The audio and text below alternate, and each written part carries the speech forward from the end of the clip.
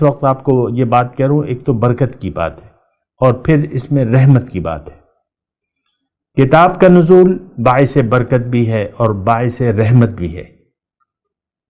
اب یہ برکت اور رحمت حاصل کرنا، اس کے پھر یعنی یہ پھر آپ پہ منحصر ہے کہ آپ اللہ تعالیٰ کی طرف سے برکات اور اس کی رحمتوں سے استفادہ کرنا چاہتے ہیں کہ نہیں۔ اللہ تعالیٰ نے اسباب پیدا کر دیے ہیں۔ میں آپ کو کہہ رہا ہوں بار بار کہ کتاب اللہ کی کتاب جو کہ ہدایت کا منبع ہے، بنیادی طور پہ اللہ کی کتاب ہی، سارا علم جو ہے وہ کتاب میں ہے۔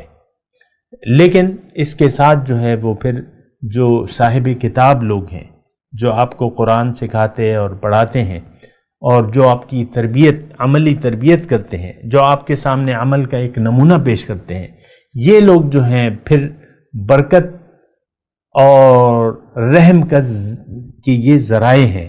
تو آپ کو پھر جو ہے ڈھونڈنا ہوگا، اور یہ حکم تو اللہ تعالیٰ نے آپ کو دیا ہے کہ یا ایھا الذین آمنوا اتقوا اللہ وکونوا مع الصادقین، اے ایمان والو اللہ کا تقوی اختیار کرو اور سچے لوگوں کو ڈھونڈ کے ان کی معیت اختیار کر لو۔